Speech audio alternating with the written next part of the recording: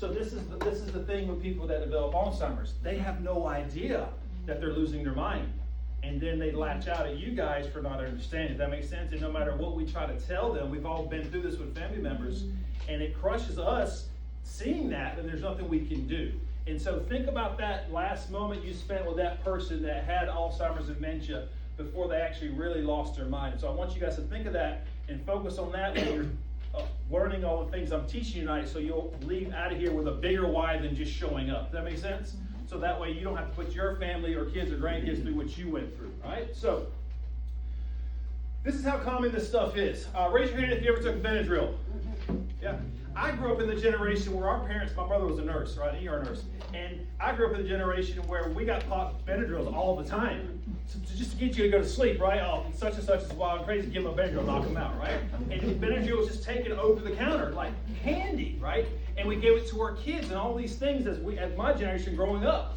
And last year, January 2025, Harvard Health published a research article that said Benadryl taken on a regular basis has been linked to an increase in developing dementia by 54%. Simply taking Benadryl. Something that my generation grew up taking all the time, right? And so it's insane that this stuff is just running rampant.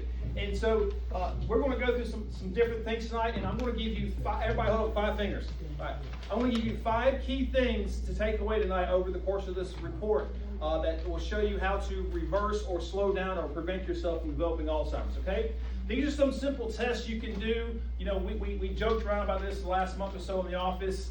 The grip strength test, and then opening up a jar of pickles or something like that. And because research has correlated that your grip strength correlates to how strong you are overall as an individual.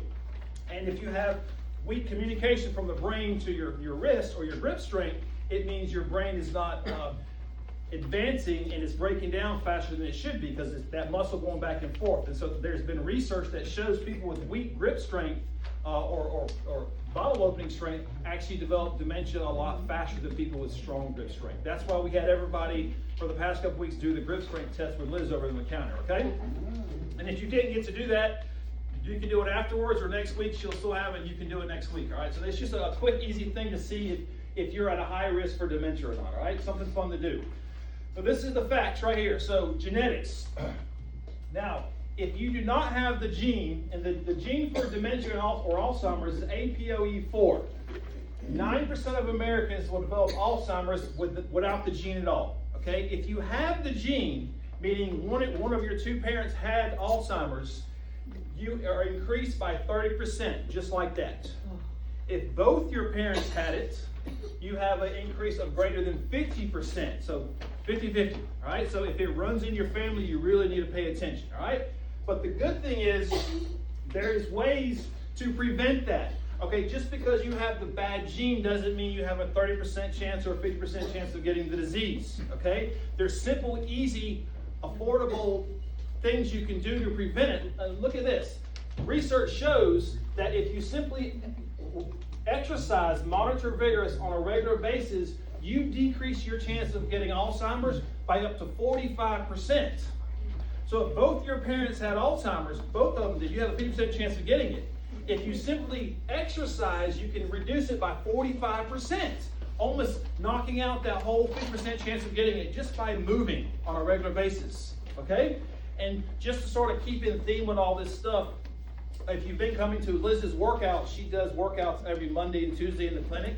For all our patients, you're welcome to attend those. There's no additional cost. For the next 4 to 6 weeks, right, Liz, or something like that? 12 weeks. She's taking it out. She's going to be doing exercises every Monday and Tuesday for the people that show up for the class, geared towards longevity, grip strength, all these different things to help you prevent Alzheimer's and dementia, all right? So if you're coming to those classes currently, you know what those are like. If not, please see her, get signed up on the sign-up sheet for those free classes so you can get that exercise in, all right?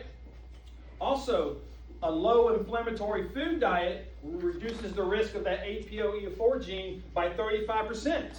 Okay, so if one parent has Alzheimer's, simply eating a low inflammatory diet completely knocks that out, right? And so these are simple, easy things you can do. Just because you have the genes doesn't mean you have to have the disease, all right?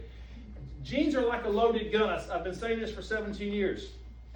A gun sitting on the counter with bullets in it, your bullets are your genes. The gun is your body, right? It's loaded with bullets. Those are your genes. As long as that gun is left there and nobody touches it, it will not kill or harm anybody. But as soon as you pick it up and pull the trigger and fire one of those bullets, what happens? You kill somebody, right? You express that gene, right? Does that make sense? Guns don't kill people. Guns don't kill people. People kill people by pulling the trigger. If you don't express those genes by not pulling the trigger, then the gun's completely not dangerous, just like the genes that are in your body are not dangerous. It doesn't mean you're going to develop Alzheimer's as long as you don't express those genes. Does that make sense? And the way you express those genes is by doing the complete opposite of everything we'll tell you to do tonight. Pretty simple. Which most people do. All right? Also, you will learn later on that poor sleep increases your chances of dementia by 30 to 70%. And the reason why is because your brain cleans itself and repairs itself when you're in a deep sleep. So you're going to learn later on why sleep is so important, how that can lead to increases chances of Alzheimer's if you're not sleeping right properly. Okay? So these are the top 5 brain busters that are actually causing dementia. These are what we're going to go through tonight over the next 45 or so minutes. All right? Number 1, the brain shrinking diet. This is your typical standard American diet, SAD, all right? And we're going to show you how to avoid that.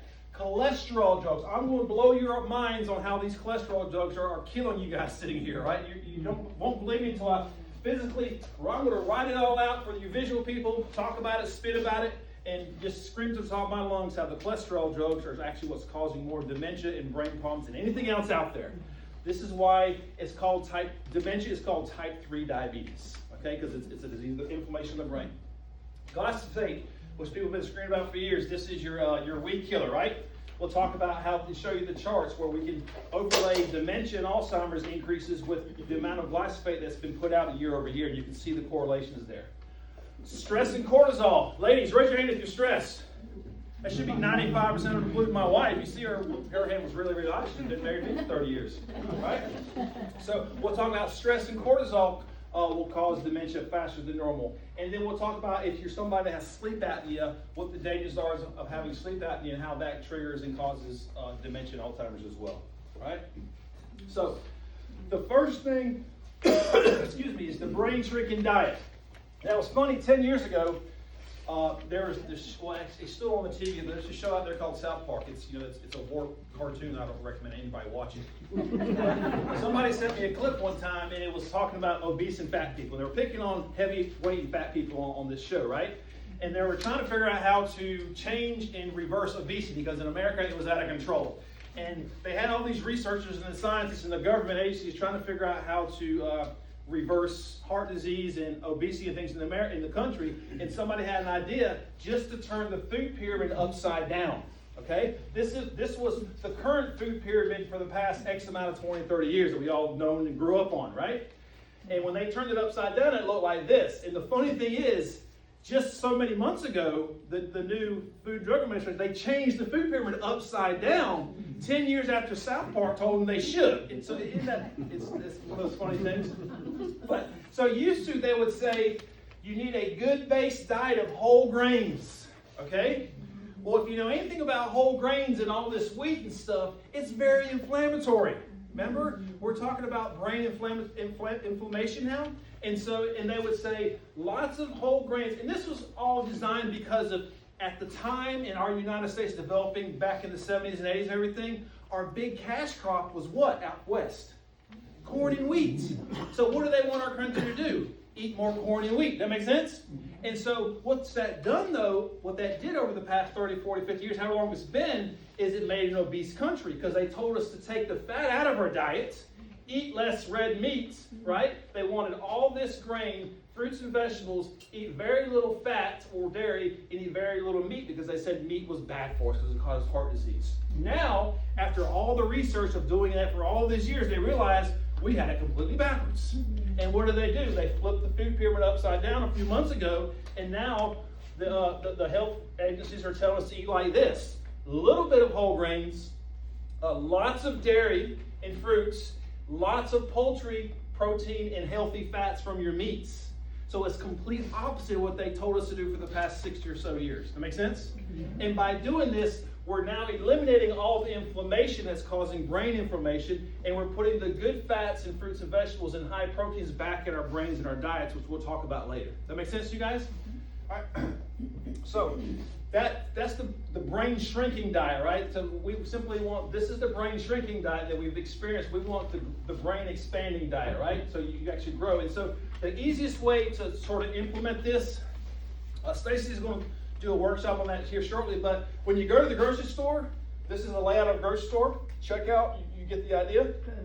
Pretty much ignore every single thing in the middle. If you think about it, every single thing in the middle of the grocery store is what? Processed. Box, your chips, your sodas, your juices that are high in sugar content, all the stuff that's bad for us is in the middle of the grocery store, right? So when you go in the grocery store, head to the right, all the fruits and vegetables, your dairy, your meats, your eggs, all that's around the outside, then you come out and check out. Does that make sense? So literally by avoiding the middle part of the grocery store, you can get healthy, right? When you walk, next time you guys walk into your Walmart, your Publix, wherever you're shopping at, look at the grocery store and you're going to smile and laugh. Dr. Dare was right. Every single thing in the middle is bad for you. Stay on the outside edge and you'll be fine, okay? You get that, Nick? All right. So in Max Living, when it comes to inflammatory diets causing dementia, we always recommend either the core plan or advanced plan. I'm not going to get too much into these. Stacy will get into them in the future. She's actually going to do a slim down for summer work. Is that right, Stacy? So I don't want to spend half the day talking about these different plans, but these are the plans we teach our patients to get inflammation down to prevent Alzheimer's and also to lower, fix your hormone damages, help bring down blood pressure, inflammatory conditions, all these different things. But Stacey's actually going to teach that at a workshop, and we'll plug that for now on April 30th at 6 p.m. here on a Thursday night. And she's going to teach you guys how to live one of those plans. And the idea is we're going into summer, and she wants to show you how to lose a quick 15 or 20 pounds. Really simple and easy within a month or two, all right? And so if you want to do that, make sure you get signed up on that worksheet right over that tall table. And I like her workshops because it's not just like me, I'm up here throwing up at the mouth, talking about different things, right? She's actually very interactive. She's going to cook at hers and show you how to make stuff, and you'll get food and take it home with you. And she'll show you how to, she'll show you exactly what she buys at the grocery store. She'll show you her receipts, where you can get it from Walmart, Publix. It doesn't matter. You don't have to go to Whole Foods and buy your whole check, spend your whole check there. You can get it all at Walmart. She'll give you the list, the recipes, super simple, dumbed down easy. So when you leave, you'll have the packet to go home and lose 15 pounds. That makes sense? And then you'll get some food on the way out because she's going to cook it while she's demonstrating that quick and easy. For us, those of us that are on the go all the time, you don't have time to cook, she's going to show you how to prep a healthy meal during the workshop as she's teaching it. So really, really interactive. Make sure you get signed up for that one, okay? All right. So these are the top 5 brain boosters. These are the things I want you to put in your diet to help prevent dementia and Alzheimer's. Number 1 is your omegas. These are your essential fatty acids. These are your good fats, okay? Avocados. Ashwagandha. That's because we'll learn later ashwagandha lowers the cortisol, which is the stress hormone that shuts down your brain. You'll see how that's all correlated. Berries for the antioxidants, so your brain can clean out the bad things you'll learn about shortly. And then nuts. But notice the top 5 foods. 3 out of the 5 foods are what? They're fat. You see what I'm saying? And so we've been programmed all this time to take fat over diets. I'm teaching you guys how to put fat back in your diet. 75% fat, good fat, is what your healthy diet should be. You'll go from being a sugar burner, which you all are right now because of the grain base, to a fat burner. Therefore, you burn all your fat reserves off. And this is the quickest way to lose a quick fat belly, guys, okay? Or booty. Ladies, you're going to lose some of that booty back there. It's too big. The fastest way to do that is eat more fat, believe it or not, right? And then cut out the sugars. Because the sugars cause you to store all the fat because your body doesn't burn fat. So men, we store it here, women, we store it back here. All right? So you'll learn all that from Stacy. All right? So it's interesting how the top 3 things are, the 3 out of the 5 things are actually types of fats. Okay, very important. So this is why fat is so important to your brain. If you have fibromyalgia, EFAs have been shown to actually thin your blood naturally. So if you have fibromyalgia or inflammation of the muscles, okay, not enough blood flow or communication back and forth, you should be taking omegas or EFAs, right? If you are on a blood thinner and you don't like the way the blood thinner makes you feel and you're on a blood thinner, omega-3s do the exact same thing blood thinners do without any side effects. They thin the blood naturally the way the Lord designed it, okay? Take omega-3s versus the blood thinner. I'm not telling you to stop your medication, but just understand there's things out there that do the exact same thing your prescriptions are doing without any side effects. If you are bipolar or suffer from any type of depression, EFAs like omega-3s boost serotonin in the brain, right? When you're depressed, you don't have enough serotonin in the brain, so you feel low all the time. Serotonin is the feel-good hormone. Taking something like omega-3s actually boosts your serotonin levels in the brain. Very, very smart there. Alzheimer's. Alzheimer's, we know, is when the brain slowly dies and it gets all these tangles, and there's a fancy term for that, I forgot, but we'll talk about it later. And basically your cells aren't regenerating like they should be, and they get all bundled up, right? Taking omega-3s and high amounts of fats actually have been shown, according to the British Medical Journal, to cause your brain nerve cells to regenerate versus die slowly. So something as simple as EFAs, like omega-3s, are very, very important, all right? Everybody should be taking that, if not eating just the fish, the raw fish. Something I always get talked about and asked about supplements is this. So this is just the back of a label from Costco, and then this is, I'm picking on Costco because I shop at Costco all the time. By the way, I love Costco, so I'm not knocking them, right? And then this is our omega-3 here. So somebody brought this in the other day. I was looking at their Costco omegas. I told them they need lots of omega-3s. They went and got the Costco kind, which is great, right? When they look at the back of it, it says there's a total of 1,000 milligrams of fish oil in there, the Costco brand. Out of that 1,000 milligrams, 300 milligrams are from omega-3s. That's the ones I want you to take, all right? So 1,000 milligrams, out of that 1,000 milligrams, only 300 of them are actually for omega-3s, okay? This is ours. It has 1,400 milligrams of fish oil, and out of that 1,400 milligrams, these two, or a total of 1,120 milligrams, is actually omega-3s, okay? Ours, I'm not gonna lie, mine's $2 more than Costco. I'm more expensive than Costco, okay? But you're getting 4 times the amount of omega-3s in this versus this giant Costco bottle. Does that make sense? Yeah. So I want you guys to understand the most expensive supplement you can buy is the one that doesn't work. Simple. I don't care if you're spending $100 or $10, okay? The $10 supplement, if it's not working, it's a waste. You're just peeing it out, right? And so you get what you pay for, okay? That's why I'm plugging those omega-3s versus Costco's, all right? One more thing before we move on, while we're talking about vitamins. Another big thing for preventing dementia is making sure you have enough vitamin D, okay? This is why.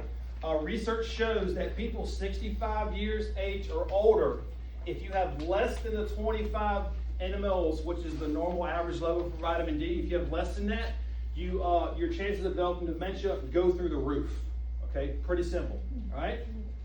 Several studies, and this is why, several studies show that when you have low vitamin D, what happens is you have increased calcium in the brain.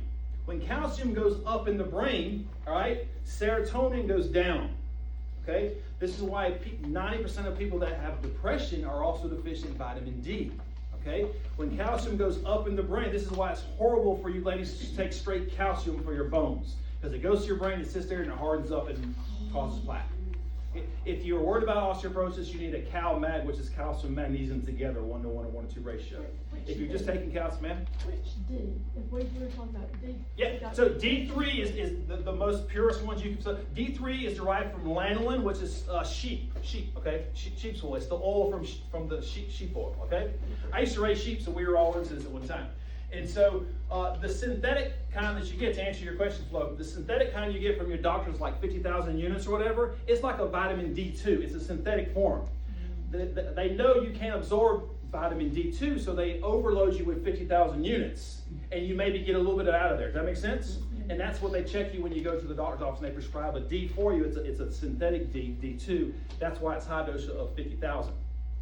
If you're taking a D3 like we recommend with a probiotic, it's 5,000 units, and you need 5,000 units a day to answer your question. You need 5,000 units a day, and you got to have something with it so you can absorb it. So most people think of vitamin K, but also probiotic helps you absorb it even better, and it's good for your gut. So that's why we have 10 billion probiotics mixed in with our vitamin D, so you can absorb it that way. This is what happens. So when calcium goes up, serotonin goes down, you develop depression, and they put you on depression medication. Okay, not good. Also, when your vitamin D goes up, vitamin D increases NGF, which is nerve growth factor. Okay, as we age, our brains slowly wither away and die because they're not growing anymore, right?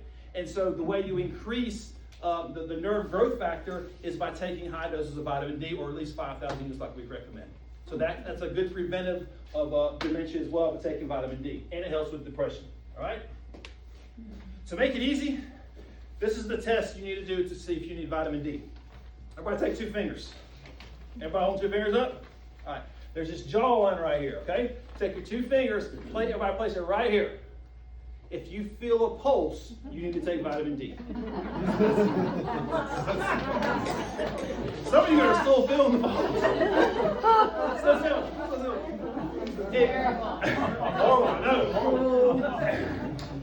While we're talking about vitamin D, we're not talking about cancer in this workshop, but if you look up the research on vitamin D, taking vitamin D, 5,000 units a day, prevents breast cancer in women by 87%. How come you don't hear about that during October, Cancer Awareness Month, Breast Cancer Awareness Month? Taking vitamin D3, 5,000 units a day, prevents 87% of breast cancer in women. And it costs $20 a month, ladies. It's ridiculous. Right? But you don't hear that because there's no money in it. All right.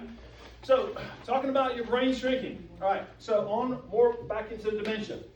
So, in your brain, you have these couple things in your brain. You have the hippocampus, which is what we want to grow and expand all the time. The hippocampus is up here. Your hippocampus is in charge of learning, and most importantly, it's in charge of your memories. Okay? The hippocampus is in charge of learning and memories. Right? And behind the hippocampus, you have this thing called the amygdala. And the amygdala is in charge of your fear center. Depression, anxiety, worry, things like that. Okay?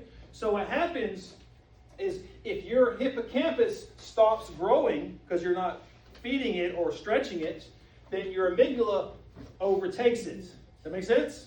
And so what happens is when you're high anxiety and you react to things all the time and you're always in fight or flight because you live a stressful life, that causes your hippocampus to actually shrink because now all the nerve fibers are going to your fear center, which is your amygdala. That make sense? And so their key research when it comes to Alzheimer's is we want that hippocampus to continuously grow and develop. Does that make sense? That's why they're saying when you age, always do crosswords. Keep your mind sharp. Do something. My grandmother died at 94 years old. She took 0 medications. And at 94, she was completely blind. But you know what she did to keep herself sharp? She played the piano. Right? At 94, I remember the last week she lived. I rolled her in there. She was at the nursing home down the road. And I came to see her last week before she passed away. And she wanted to play the piano and she wanted to eat ice cream. So we rolled her in there. 94 years old eating ice cream. We rolled her in there and she sat down in front of the piano. I took her hands, placed her on the piano board, and she played the piano. And the people half her damn age, pardon my French, came rolling in there to listen to her play the piano. And they're in the nursing home and she's twice as old as they are. And she's outliving them, doing all kinds of stuff. And then we shared a bowl of ice cream and she cussed the nurse because she only brought her 1 plastic spoon versus 2. Because she didn't want to share. She wanted me to have them all. But anyway, that's a whole other story. And so, long story short, you got to expand that brain, right? You got to expand that brain. We want to shrink that amygdala, okay?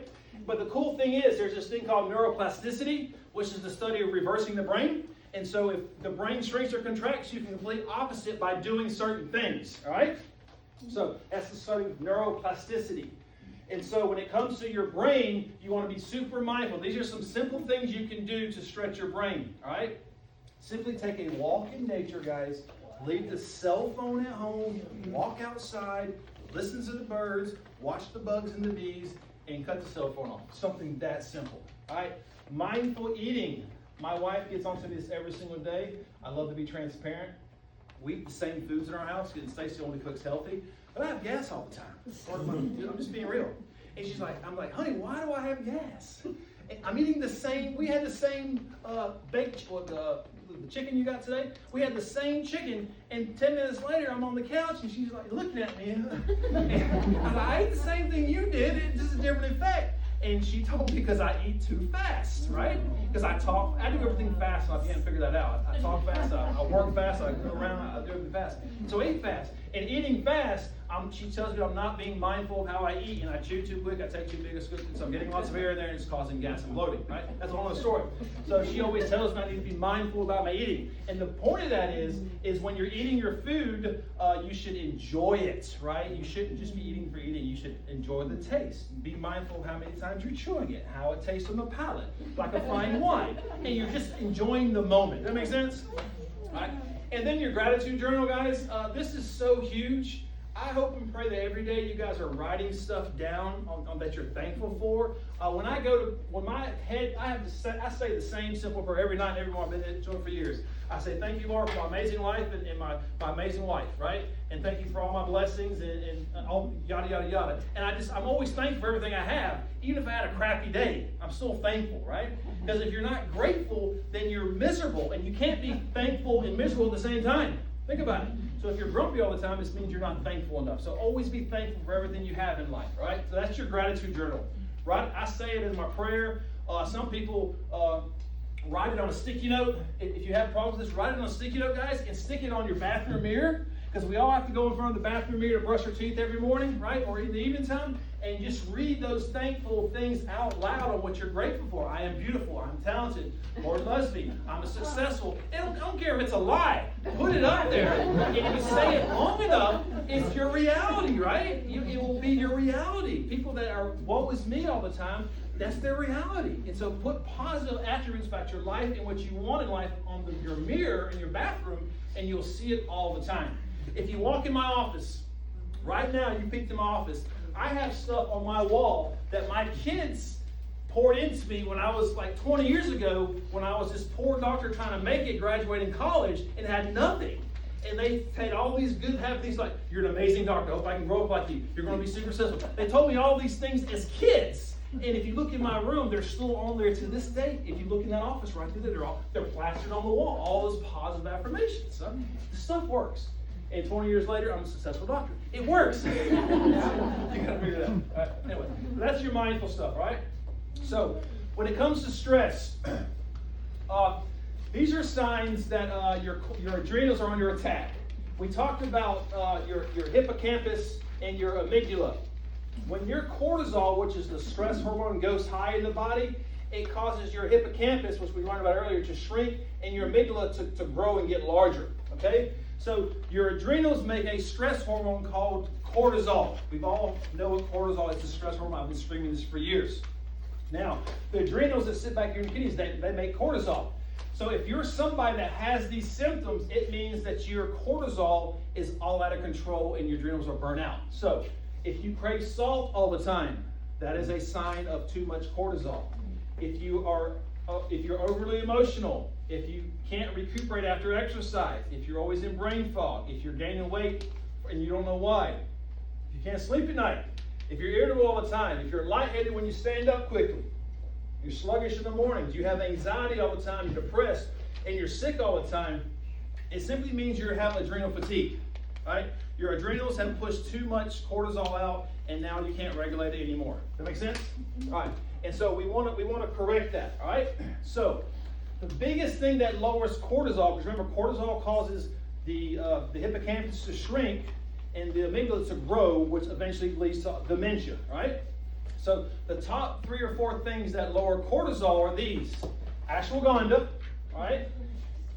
Research shows that if you take ashwagandha, it lowers your stress levels and your cortisol by 30%. Just from taking that, all right? Hey, Thomas. Rhodiola, all right? When you take rhodiola, it actually increases your mental performance and particularly your ability to concentrate. So if you're somebody that doesn't concentrate all the time, you need to take supplements with rhodiola in them, all right? B vitamins. B vitamins support your adrenal health, all right? And they prevent them from burning out. So if you're stressed all the time and your adrenals are burned out, simply taking your B vitamins or your B complexes, like we talk about all the time, actually will help those adrenals bounce back. Just because they're burnt out doesn't mean they're gone. And then cordyceps. These are your different types of mushrooms. And basically what cordyceps do, this athogenic mushroom, they actually support your adrenal glands to reproduce, to function, and actually boosts your energy levels at the same time. So ashwagandha, rhodiola, your B vitamins, and your cordyceps, all right? So the two biggest things that I can recommend for that have those 4 key ingredients are the adrenal balance and then the memory. All right, so that is these 2 things right here. These are the last 2 things in your bundle if you have that bundle page. The adrenal balance, which regulates your adrenals, and then the memory part helps with your cognitive function. Those are the top 2 things I recommend for memory and adrenal stuff. All right, so those are the 2 of the 4. And what's beautiful about the Kingdom Health Science Memory, it has this. Now they both have ashwagandha in them. Don't get me wrong. That's why I recommend both of them. But the Kingdom Health Science, this is Jordan Rubin's new company. If you don't know who Jordan Rubin is, look him up. This KSM 66 is him and Josh Axe. They actually own that company together. We actually personally know both those guys. This KSM 66 is their patented form of ashwagandha that helps you, not only lowers your cortisol levels, but it helps you focus as well. So it's a pretty powerful stuff. That's why we recommend those 2. All right. So, in review before we move on. The bundle for your brain Octane is the memory for your memory, the omega-3s for your brain, the adrenals for lowering the cortisol and balancing your adrenals out, and the D3 for your hormones and things like that, which we'll get into later, okay? And if you get that bundle, it's actually 15% off versus just 10% off if you buy stuff individually later, all right? So, moving on.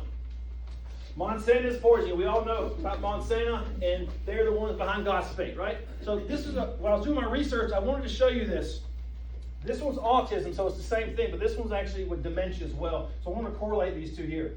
So these lines here, the yellow lines, that is the amount of people that develop Alzheimer's or senile dementia through the years. And you see how it goes up, right? The red line is the amount of 1,000 per tons that's been applicated on our food at that same time. You guys see the correlation there?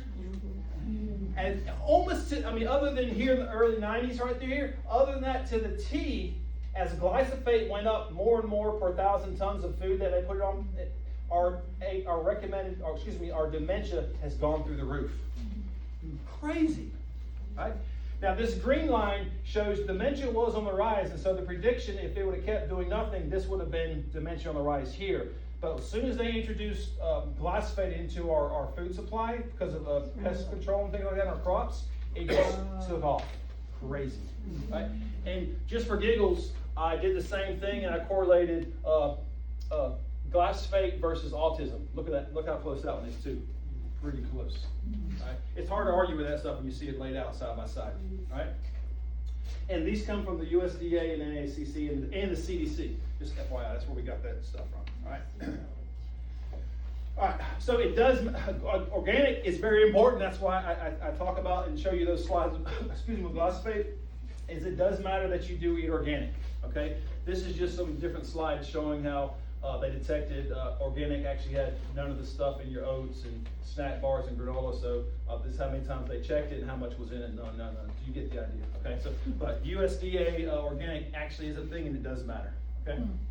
So next thing we'll talk about that's causing dementia is cholesterol. All right. If I start spitting on your front row, I'm only accountable to it. All right. So this is the thing. All right. First of all, does anybody know what cholesterol is? What its job is in the body? Anybody? All right. So cholesterol's job, it does not cause strokes, by the way, and we're going to talk about that. Cholesterol has 2 main important things that it does in the body. Cholesterol's job, all right, is to make hormones, number 1. Okay? It also makes your bile acid, which is what your liver uses in your gallbladder to break down fat. And it also helps you synthesize vitamin D when the sun hits you. Right? If you're out in the sun all the time, the sun hits you, skins, cholesterol, all that stuff comes together, it synthesizes vitamin D. That's how you make it naturally out in the sun all the time. So cholesterol has 2 jobs, making these things, and then the second thing, the reason why the Lord gave it to you is because cholesterol's job is simple and easy, to fight inflammation in your arteries. Remember that. Cholesterol's job is to fight inflammation. So when you guys take a statin drug or a cholesterol lowering drug, it lowers your cholesterol because they said cholesterol is bad for us. We're going to talk about that in a second. All right, I'm going to show you the studies from that. So when you're taking a statin drug, what are you doing to your hormones? Nothing. Ladies, when you hit that menopause thing at 40 plus years old, what are all women put on in their 40s? Statin drugs. Messes your estrogen all up. Men, in your 40s and 50s, what do they put you on? Statin drugs. What does that do to your testosterone? Tanks it. There's a correlation with all that stuff, right? And then the body makes this hormone called cortisone, and cortisone's job is to bring your cortisol levels down. But when you're taking a statin drug, your cholesterol's low, because that's the point of the drug, to lower your cholesterol, because we're scared of it. And therefore, you're not making vitamin D, you're not making bile acid to break down fat. That's why you get bloated, people. And then you're not making estrogen, testosterone, or cortisone. All right? So that is the danger of these things. Now, we hear people say, my good cholesterol, my bad cholesterol, HDL and LDL. That is completely false. HDL and LDL is not cholesterol. It has nothing to do with cholesterol. HDL and LDL is the protein that carries the cholesterol back and forth.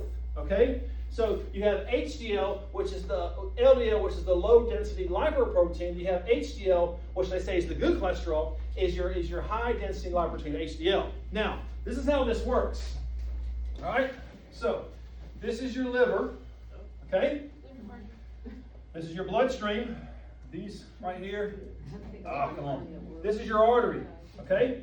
So, what happens is when you eat inflammatory foods or have an inflammatory diet, it causes inflammation here in your artery. Okay? When inflammation goes up, what does the liver do? It makes more cholesterol to fight the inflammation. So the LDL, this is what they call LDL, the LDL takes that cholesterol, this is LDL, takes that cholesterol the liver is making, and it goes to that inflammatory spot, and cholesterol's job is to fight inflammation and cover it up, right? So it starts covering it up, right? You don't do anything different. You keep eating poorly, it keeps making more inflammation. LDL keeps doing its job. Man, you're wearing me out, LDL. It keeps building all this up. And what does that form? Plaque. And when the plaque forms, it blocks your artery. What happens? You have a stroke. Simple. HDL job is to say, okay, this is what they call the good cholesterol. So once LDL takes the cholesterol there, HDL's job is to take it once it's done its job, the cholesterol's done its job, is to take it back into the loop. That make sense? So this is HDL coming back, taking it back. This is your high proteins. And this is LDL taking it there. That make sense? So that is the perfect system the Lord has designed to fight cholesterol. So we are programmed to think that cholesterol is bad for us. So what happens is this. You get put on a statin drug because your cholesterol goes up. This is how a statin drug works. When your liver makes cholesterol, because that's its number one job is to make cholesterol, it makes cholesterol, so we're going to call these cholesterols. They come out here, all right? But before it makes cholesterol, it makes this other chemical that I cannot pronounce. It's in that safety cycle that you learned in biology, wherever it is, right? And so what happens is cholesterol comes out here. The way a statin drug works is it kills this enzyme right here. So when that enzyme, when you take a statin drug, it works. The reason why it lowers your cholesterol is it kills this enzyme from this chemical coming out of the liver that's going to make cholesterol. So it kills that enzyme, so therefore you no longer make cholesterol. But what happens is this. This comes out, it splits. It makes cholesterol, and it makes CoQ10, the byproduct of cholesterol. So you take the statin, it kills this enzyme, you no longer make cholesterol, and you also no longer make CoQ10. What does CoQ10 do? It takes the energy from the food you eat and puts it into your muscles for energy. What is the strongest muscle in the body? The heart. So you're taking a cholesterol drug, it is lowering the cholesterol. It's doing its job. Your blood work looks good. The doctor's giving you a high five saying it's working. But you're not making cholesterol and you're not making CoQ10. This is why they tell you if you're taking cholesterol, you got to take CoQ10 all the time. And when you don't take CoQ10 all the time, your muscles get lethargic and tired and weak, your big muscle groups. So this is why the textbook cholesterol people have chronic inflammation in the shoulders, weak legs, inflamed hearts. They still develop heart disease because it doesn't prevent heart disease at all. It actually makes your heart work harder because now you're not getting any CoQ10 or energy to your heart. It's got to pump harder. Make sense? So now what happens is you're no longer making cholesterol, And therefore, there's nothing left to fight this inflammation. You get inflammation all over the darn place, and you develop a heart attack or stroke anyways. You see what I'm saying? And so this is the dangers of taking cholesterol medication. And when you're not taking that, obviously it causes all these problems, but it also, your brain is made up of what? 60% cholesterol. And we're worried about it shrinking and slowing down. And so this is why statins cause a lot of these problems, okay? They're a double-edged sword. Guys, I tell patients, if your overall cholesterol is under 300, don't worry about it. The risk doesn't outweigh the benefit in that case. Does that make sense? The easiest, if you are concerned about your cholesterol, and if it's super high, maybe you should. If it's under 300, don't worry about it. I tell this to my parents all the time. My mother has been a nurse for 100 darn years, right? And I finally drew it in her head, and she listens now, and she tells her patients the same thing, right? Once I show them the facts here. If you want to lower your cholesterol, the fastest way to lower your cholesterol by 100 points within 1 to 2 months is simply stop eating inflammatory foods. Because why does the cholesterol go up to begin with? Because we're eating inflammatory foods. That make sense? Cholesterol is just trying to do its job, repair all the cuts that you're putting in your arteries. And that's why your LDL is so high, because it's overworking trying to get here, and there's no HDL to bring it back because you're taking a stupid cholesterol medication that's lowering all this whole process, and therefore the HDL can't bring it back. That make sense? And so realize that next time you're taking cholesterol medication. I'm not telling you to stop taking them, but just understand what's causing that, okay? And this is why they tell you if you're taking Lipitor and these other cholesterol statin drugs to make sure you supplement with a CoQ10, all right? So also, when you don't have cholesterol, again, I told you it affects your serotonin levels, and therefore it causes depression and everything else as well. All right, so that's my spill on cholesterol, all right, and the cholesterol lowering drugs. All right, this is where I get a lot of this research from. There's this guy, George Mann, MD, look him up. He's actually the guy that was in charge of the cholesterol study at Framingham, Massachusetts. This is the study that came out in the 70s that told everybody we should be taking cholesterol medications. He was the lead doctor on it.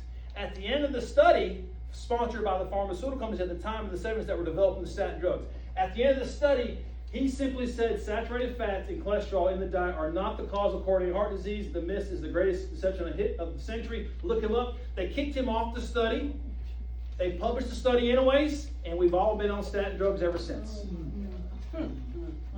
Yeah, unbelievable. And when you start reading this stuff, it's like, is this a rabbit hole? What am I doing here? Right? It just keeps going and going. And this guy, Dr. Steven Sinatra, one of the world famous cardiologists in the country, he says the reason more cardiologists haven't focused on the evils of sugars and simple carbs, remember inflammation, rather than cholesterol, is because there's no patent on blood sugar, right? Basically, it saddens to admit, most doctors are indoctrinated and educated by the pharmaceutical industry. There's no money in talking about the studies that show the relationship between excess sugar consumption and heart disease. And this is why you're seeing so much pushback right now from the pharmaceutical companies and the new administration talking about how we need to get rid of the grains and put more fat in our diets, because all that's coming out. Okay, so that's my whole soapbox for that. But look at that Birmingham study. George Mann is the guy that kicked off with that. He was the one that started it. All right, so that's cholesterol.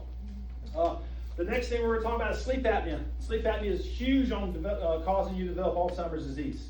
Obviously, it causes your blood pressure to go up if you have it, arrhythmias of the heart, Alzheimer's disease through the roof, things like that. And this is why. There's this thing called the lymphatic system, which is how your brain cleans itself. If you remember, Alzheimer's is a bunch of build-up plaque and neural bundles in the brain where everything can't communicate, right? And your brain typically cleans itself. So when you go into a deep sleep, the brain makes extra cerebral spinal fluid, which is the fluid around your brain and your spine. So when you go into a deep sleep, it makes excess of that fluid and it pushes it out the brain, okay? To clean it out. That makes sense? Now, you wake up, go through your day. Actually, you wake up, go through your day, and there's this thing called your sacrum. Let me show you this and grab this spine. Hang on. This is how amazing the body is when we just deal with it, right? So the brain's here, and when you sleep, it makes cerebral spinal fluid, which cleans out the brain so you don't have so many tangles in there. And then throughout the day, it's down through here. When you're up and moving, the Lord blesses you with this pump, right? So your sacrum is a pump. When you walk, it does this, right? That pumps that cerebral spinal fluid back up to the brain during your regular activity. Perfect cycle there, perfect system. Everything's perfect in life when you think about it. Brain makes it, it comes down. Cerebral spinal fluid obviously goes in all these discs, and that's what we want to keep it hydrated. But when you're moving through the day and you're moving and walking, this is a pump.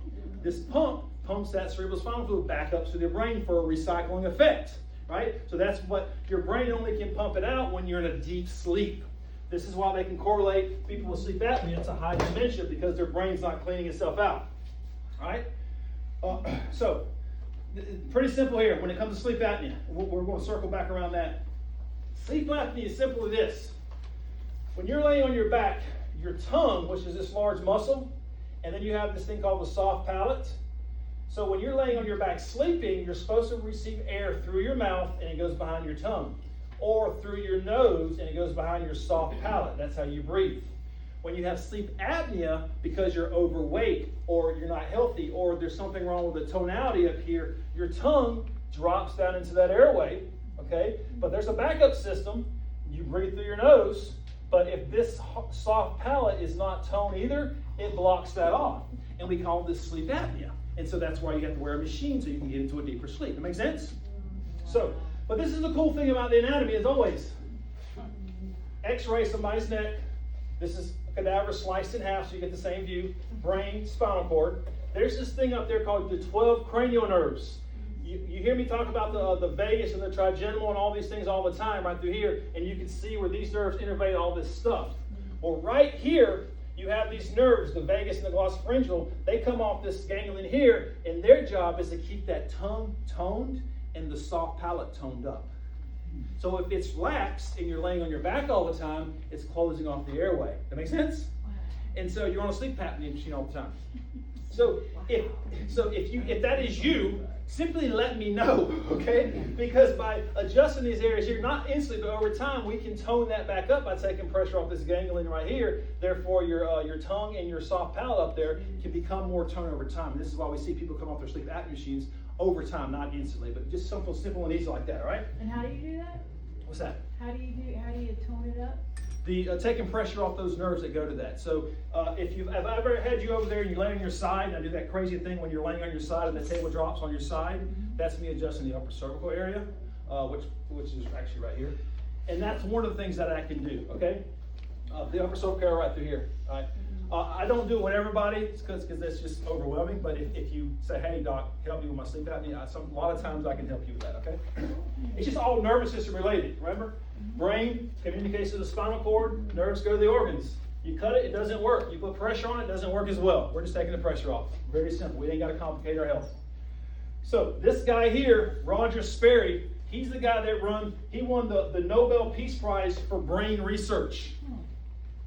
He's quoted as saying this: 90% of the stimulation and nutrition of the brain is generated by movement of the spine.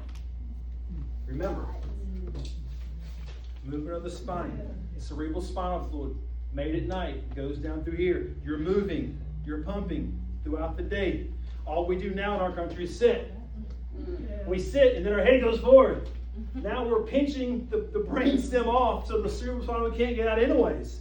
And we call that headaches and migraines, anterior head caries. That's what causes headache and migraines. When your head goes down like this, it pinches off the pathway. The cerebral spinal fluid can't go out. It builds up. It causes a headache or migraine. We got to correct that. And when you move throughout the day, you're walking. You're pumping. That's the pump. Pump. No, that's not because we came from monkeys. I don't believe that. Okay? No offense if you believe it, but I don't think that. The Lord gave us that there for a reason. That's a pump, okay? And the reason I have the little tail thing there is so you can poop right behind it. It holds everything open. It's perfect design. Perfect design every time, right? Believe what you will. So that's why it's important to move the spine. And this is why. So the number one check for Alzheimer's disease before they diagnose you, and this is 96% accuracy. So if you have Alzheimer's, they do this check to diagnose you. They do a lumbar puncture of the cerebral spinal fluid in your low back. And if that lumbar puncture shows an increased buildup of beta amyloid and these tau proteins, it means you have Alzheimer's disease. And the reason why you have a buildup of that stuff is because your brain is not it's not pumping it out all like it's supposed to. So it's building up, because when you sleep, it's supposed to clean itself up. But if you're not in a deep sleep, you're not clean that stuff up. That makes sense? And so it settles. It settles, and that's why when they do these lumbar punctures and they see these high beta proteins and tau proteins and T proteins, they diagnose you with Alzheimer's disease with 96% accuracy. Okay? So, very important with this. Again, finishing with this. Brain, spinal cord. We want this open so that spinal fluid can come out to your disc. If you have a bad disc in your back, guys, remember we want to pump that. Those of you that do decompression, we're doing decompression so we can pump your disc, right? Pump that fluid in and out, in and out. That's why it's important with that cerebrospinal fluid. Yes, it controls that, but it also pumps up those discs. So headaches, sleeping issues, sinus problems, numbness in the hands, acid reflux, those same nerves right there control all that stuff, and that's a good sign your cerebrospinal fluid is not pumping as well. Okay? Very, very important to always have that opened up. All right? So, 5 key things that I want to leave you out here tonight. Number 1, what you need to do. If you have the bad genes, 1 or 2 of them, you need to exercise. That's number 1. Meet with Liz. Number 2, if you want to get rid of the inflammatory diet, come to Stacy's workshops. Sign up for that thing later or next week. Or meet with her personally one-on-one. Number 3, reconsider taking your cholesterol medications. Have the smart conversations with your significant others or your doctors to see if there's a way for you to avoid that, okay? Just get healthy, all right? Number 4, take the supplements if you want, all right? 15% off. The girls have the bundle set up on the desk already. We have a limited amount of the memory stuff, so if you get the bundle, you can get it from the front desk. If not, there may be some over there. Everything else is 10% off. And then number 5 is just do something. Regardless of what you get or do tonight, when you leave here today, leave empowered and improve what you more than you did when you walked in here, regardless if it's taking supplements, it's exercise. Just pick one of them and actually just do it so you just didn't waste your time. Does that make sense? All right. Thank you guys for your time. It's 7 o'clock.